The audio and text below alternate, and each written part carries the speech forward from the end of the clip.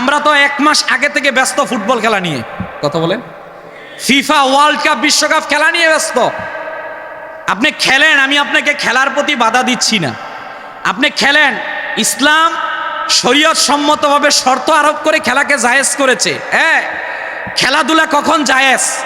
যে খেলার দ্বারা যদি আপনার কোনো উপকার হয়, খেলার দ্বারা যদি শরীয়ত সম্মত কোনো বিষয়ে লঙ্ঘন না হয়, খেলার দ্বারা যদি আপনার শারীরিক ব্যায়াম হয়, বিশেষ করে আপনার নাভি থেকে হাঁটু পর্যন্ত যদি ঢেকে আপনি শরীয়ত সম্মতভাবে নিজের শারীরিক ফিটনেসের জন্য কোনো ধরনের খেলা খেলেন, সেইটা শরীয়ত সাপোর্ট করে।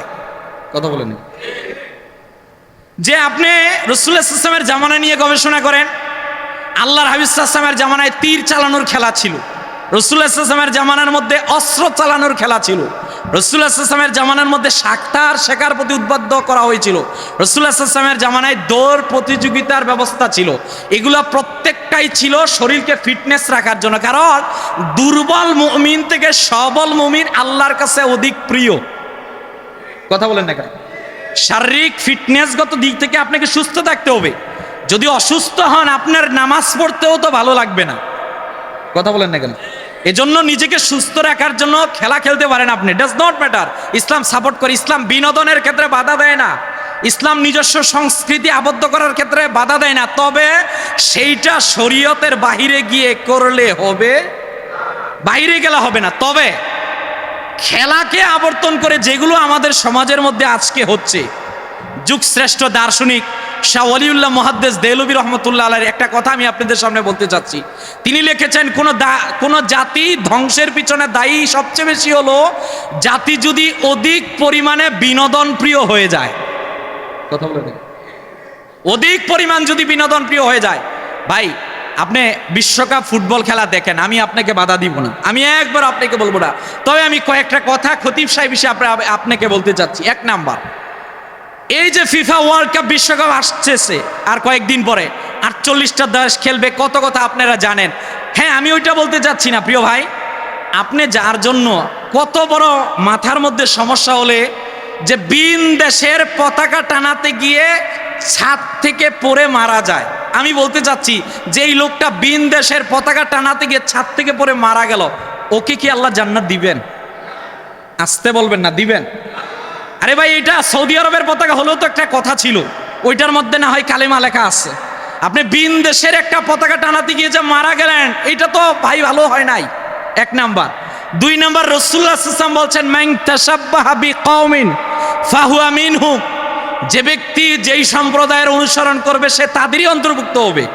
প্রিয় ভাই, আপনি যেই খেলোয়াড়ের জন্য পাগল হচ্ছেন, তিনি ধর্মীয়গত দিক থেকে ইহুদি, তিনি ধর্মীয়গত দিক থেকে খ্রিস্টান। আপনি আমি মসজিদের মধ্যে মুখের মধ্যে ফেনা আনছি এই কথা বলে আমরা ফিলিস্তিনের পক্ষে, ফিলিস্তিনের মুসলমানদের জন্য দোয়া করতেছি, অথচ আপনি জানেন না যেই খেলোয়াড়ের জন্য আপনি পাগল পারা হয়ে গেছেন, ওই খেলোয়াড় কিছুক্ষণ পূর্বে ঘোষণা দিয়েছেন সে ইসরায়েলের পক্ষে। কথা বলেন না কেন? আপনি জানেন না তাকে যে আপনি আইডল হিসাবে গ্রহণ করছেন, এর চুলটাকে আপনি নিচ্ছেন, এর বডি ল্যাঙ্গুয়েজটাকে আপনি নিচ্ছেন, আপনি জানেন না ও বিয়ের পূর্বে তার 4 জন সন্তান হয়েছে, 4 সন্তান হওয়ার পর তার বিয়ে হয়েছে, যেইটা ইসলাম সাপোর্ট করে না। প্রিয় ভাই, আপনি যেই খেলোয়াড়কে অনুসরণ করার জন্য পাগল পরা হয়ে গেছেন, আপনি না মুহাম্মদ সাল্লাল্লাহু আলাইহি ওয়াসাল্লামের উম্মত, আপনি না আখিরাতে রাসূলুল্লাহ সাল্লাল্লাহু আলাইহি ওয়াসাল্লামের কাছ থেকে হাউজে কাউসারের পানি নেবেন, আপনি না নবীজির কাছে শাফাআত নিতে যাবেন। আমি বলতে চাচ্ছি, দুনিয়ার রাসূলুল্লাহ সাল্লাল্লাহু আলাইহি ওয়াসাল্লাম ছাড়া অন্য কাউকে আইডল হিসাবে গ্রহণ করলে আমার রাসূল আপনাকে হাউজে কাউসারের পানি দিবে না। কথা বলেন না কেন? I am sorry to say, আমি আপনার দুশ্মন না, আমি বাস্তবতা বলছি। আপনি তাকে আইডল হিসাবে নিবেন না। হ্যাঁ, খেলাকে নিছক একটা আনন্দ হিসাবে নিতে পারেন, কিন্তু আমাদের দেশে যেগুলো হচ্ছে এগুলো অতি মাতামাতি। গতকালকে সিলেটের হবিগঞ্জের মধ্যে, আমি যদি ভুল না বলি, আমার কাছে নিউজ আছে, এই ব্রাজিল আর আর্জেন্টিনার খেলাকে কেন্দ্র করে 2 গ্রুপের মধ্যে দ্বন্দ্বের মধ্যে শতাধিকের অনেক লোক আহত হয়েছে। নাউজুবিল্লাহ বলবেন না? মৃত্যু, হতাহত, নিজের ছুরি নিয়ে বিনদেশীর ব্রাজিল আর আর্জেন্টিনার খেলোয়াড়দের জন্য, নেইমার আর মেসির জন্য পাগল পারা হয়ে নিজের আপন ভাইয়ের পেটের মধ্যে ছুরি লাগায়। ওর থেকে পৃথিবীর মধ্যে নিমক হারাম খারাপ আর কে হতে পারে? কথা বলেন না কেন? আরে ভাই, ও আমার বাংলাদেশের খেলোয়াড় হলেও তো একটা কথা ছিল, ও তো বিনদেশী, ওর জন্য আপনি আপনার আপন ভাইকে গালাগালি করছেন, ওর জন্য ফেসবুকের মধ্যে আপনি আপন ভাইকে ওর বিরুদ্ধে কথা বলছেন, ওর জন্য আপনি ওর মানহানি কথা বলছেন। প্লিজ ভাই, সময়টা আল্লাহ দেখছেন, আপনি যে তার জন্য পাগল হচ্ছেন আল্লাহ কিন্তু ছেড়ে দিবেন। এরপর বাংলাদেশের মানুষ কত আবেগী গুজবি দেখেন, নিজের সম্পত্তি বিক্রি করে সে বিদেশের মানুষদের জন্য পতাকা বানায়, অথচ তার ঘরের পাশে, এর বাড়ির পাশে শীতকালের মধ্যে মানুষ শীতের কাপড় পায় না। আমি কি ভুল কিছু বললাম? গালাগালি যা করার আমারে করেন, আমি সত্যটা বললা যাই। ও ভাই, এটা কি? নিজের সম্পদ বিক্রি করে সে বলে আমি বাংলাদেশের সবচেয়ে বড়, তার ভক্ত হওয়ার জন্য সবচেয়ে বড় পতাকা বানিয়েছে। খবর নিয়ে জানা গেল এর বাড়ির আশপাশে সেও কিন্তু গরিব, সে পাগল হয়ে গেছে বিনদেশির পতাকা টানানোর জন্য।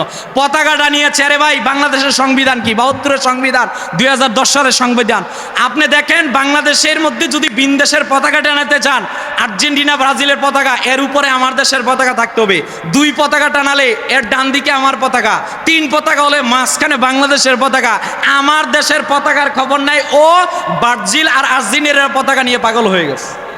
এটা তো সংবিধান বিরোধী কথা বলেন না কেন প্রিয় ভাই? এরপর আমি যে বিষয়টা বলতে চাচ্ছি আপনাদেরকে, বিনোদন আপনি করেন বিনোদন, এটা নিয়ে তো ইসলাম বাধা দেয় না, কিন্তু বিনোদন কেন্দ্রিক যেই জুয়া হচ্ছে, বিনোদন কেন্দ্রিক যে শরীয়ত বিরোধী কাজ হচ্ছে, এখন এই বছর খেলা আমি জানি না, তবে এই খেলা কেন্দ্রিক আমরা পাগল হয়ে যাই।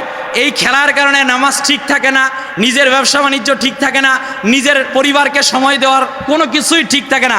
সব কিছু রেখে যে আপনি খেলার প্রতি পাগল হয়ে গেলেন, শরীয়ত এই ক্ষেত্রে আপনাকে বাধা দিচ্ছে। কথা বলেন না? আমি আবারও বলছি, আমি খেলা বিরোধী না। আপনি শারীরিক ব্যায়ামের জন্য খেলা করবেন, কোনো বাধা নেই। ক্রিকেটও খেলতে পারেন, ফুটবলও খেলতে পারেন, অন্যান্য খেলাও খেলতে পারবেন, তবে সেখানে 1 নম্বর আপনাকে সতর্ক থাকতে হবে যে নাভি থেকে হাঁটু পর্যন্ত আপনার ঢাকা অবস্থায় থাকতে হবে, শরীয়তের পর্দাকে ভায়োলেট করে খেলা নয়। 2 নম্বর, এই খেলার মধ্যে জুয়া ক্যাসিনো আসতে পারবে না। 3 নম্বর, খেলা নিয়ে নারী পুরুষের অবাধ মেলামেশা হতে পারবে না। 4 নম্বর, খেলাকে কেন্দ্র করে দ্বন্দ্ব করা যাবে না। 5 নম্বর, খেলাকে কেন্দ্র করে আপনি শরীয়ত বিরোধী, আল্লাহ বিরোধী কোনো কাজ করা যাবে।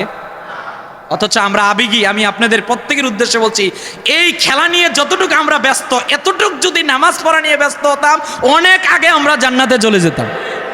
কথা বলেন না কেন? যতটুক পতাকা টানানোর জন্য আমরা ব্যস্ত, নিজের টাকা পয়সা ব্যয় করে, ওই টাকা যদি আমি দান করার জন্য দিতাম, অনেক আগে আমি জান্নাতে চলে যেতাম। প্লিজ, মাই হাম্বল রিকোয়েস্ট, আমি প্রত্যেকের প্রতি উদাত্ত আহ্বান করছি, খেলা নিয়ে মাতামাতি করবেন না, খেলা নিয়ে দ্বন্দ্ব করবেন না। আমি জানি প্রত্যেকে একটা না একটা দল সাপোর্ট করেন, ওইটা আপনার কাছে। আমি যেই পয়েন্টটা আপনাদের কাছে বলতে চাচ্ছি, সেই পয়েন্টটা হচ্ছে খেলা নিয়ে আমরা যাতে কোনো দ্বন্দ্ব ফাসাদের মধ্যে যুক্ত না হই। এগুলো খারাপ কাজ, এগুলো আল্লাহ তাআলা পছন্দ করে। সম্মানিত উপস্থিতি, বলছিলাম সময় থেকে, আল্লাহ সময়কে যারা মূল্যায়ন করে এদেরকে পছন্দ করেন, সময়কে যারা গুরুত্ব দেয় এদেরকে পছন্দ করে। আল্লাহ বলছেন, ইন্নাল্লাযীনা আমানু ওয়া আমিলুস সালিহাত সাইয়াজআলু লাহুমুর রহমানু উদ্দা।